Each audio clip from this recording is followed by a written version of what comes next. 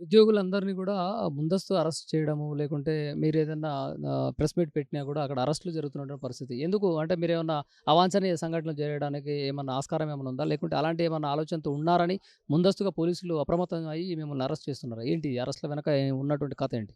ఒకటి కాంగ్రెస్ పార్టీ అధికారంలోకి రాకముందు సెంట్రల్ లైబ్రరీ, యూనివర్సిటీ ఏదైతే ఇన్‌స్టిట్యూట్‌లు ఉన్నాయో అక్కడ మొత్తం వెళ్ళిపోయి విద్యార్థులందరినీ బయటకొచ్చి ధర్నాలు, రాస్తారోకోలు అది చేపించి ప్రభుత్వం చిన్న ఇష్యూ ఉన్నాను కూడా టీఆర్ఎస్ గవర్నమెంట్ ఇట్లా చేసింది, మమ్మల్ని అణచివేసింది, నిరుద్యోగులందరిని అణచివేసిందని చెప్పేటోళ్ళు. ఇప్పుడు మరి కాంగ్రెస్ గవర్నమెంట్ వచ్చిన తర్వాత కూడా మమ్మల్ని ఈ విధంగా 29, 40, 6 జీవో రద్దు చేస్తామని ఈ ఇష్యూలన్నిటిని కూడా మేము మాట్లాడుతుంటే మా మీద ఇప్పుడు సిక్కడపల్లి సెంట్రల్ లైబ్రరీ దగ్గర సర్క్యులర్ విధించారు. ధర్నాలు, రాస్తారోకోలు బంద్ అని. మరి ఆ రోజు ఎట్లొచ్చిర్రు మీరు కాంగ్రెసోళ్ళు? వారానికి 5 రోజులు, 6 రోజులు లైబ్రరీ చుట్టూ తిరిగినారు కదా! మరి ఆ రోజు సర్క్యులర్ ఎందుకు పెట్టలేరు? ఉస్మానియా యూనివర్సిటీలో కూడా ధర్నాలు అవి ఇవి అని చెప్పి సర్క్యులర్ విధించారు. ఇది ప్రజాస్వామ్య ప్రభుత్వం కాదు. నిరుద్యోగులను గాని, ప్రజలను గాని అణచివేసే ప్రభుత్వం. వీళ్ళేమనుకుంటున్నారంటే ఇంక కాంగ్రెస్ ప్రభుత్వం 3 ఏండ్లు ఉంది.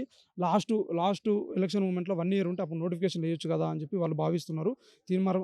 రేవంత్ రెడ్డి గుర్తుపెట్టుకో, గత ప్రభుత్వాన్ని ఏ విధంగా అయితే మేము బొందబెట్టినామో మీ ప్రభుత్వాన్ని కూడా వాస్తవానికి గత ప్రభుత్వం మీద వ్యతిరేకత రానికి చాలా టైం పట్టింది. ఈ ప్రభుత్వం 2 నెలలే మమ్మల్ని రోడ్ల మీదకి తీసుకుపోయింది. ఇప్పుడు విద్యార్థులు ఏ చిన్న ధర్నా చేసినా గాని కూడా పోలీసోళ్ళు డైరెక్ట్ హాస్టల్‌లోకొచ్చి తీసుకుపోతుర్రు.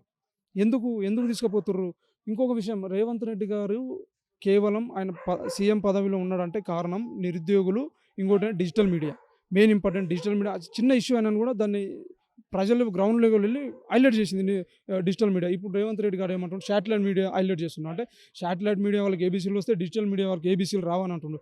నిజంగా ఎంత దుర్మార్గం అంటే రేవంత్ రెడ్డి గారు చాలా బాధాకరమైనటువంటి విషయం. ఎందుకంటే ఆయన శాటిలైట్ మీడియా మొత్తం ఇప్పుడు సాక్షి ఉంది, జగన్‌కు భజన కొడతది, ఆంధ్రజ్యోతి ఉంది, ఏబీఎన్ రాధాకృష్ణ మొత్తం ఇట్లా భజన చేస్తారు. ఆ పైసలు ఎక్కడ ఉంటే వాళ్ళకే అది చేస్తారు. ఇప్పుడు నిజంగా జెన్యూన్‌గా తెలంగాణలో ఏ సమస్యలు ఉన్నా కూడా డైరెక్ట్ గ్రౌండ్ లెవెల్‌కి వెళ్లి ప్రజల సమస్యలను బయట ప్రపంచం చూపేది డిజిటల్ మీడియా. డిజిటల్ మీడియాని నేను కూడా వాళ్ళు విచ్చలవిడిగా మాట్లాడుతున్నారు. స్టేజ్ మీదకొచ్చి చెంప పగలగొడతా అనడం నిజంగా రేవంత్ రెడ్డి గుర్తుపెట్టుకో. నువ్వు డిజిటల్ మీడియాని గాని, నిరుద్యోగులను గాని ఏ విధంగా అయితే అవమానిస్తామో వీళ్ళందరం కూడా ఏకమై భవిష్యత్తులో నీకు మేమంటే ఏందో నిరూపిస్తాం.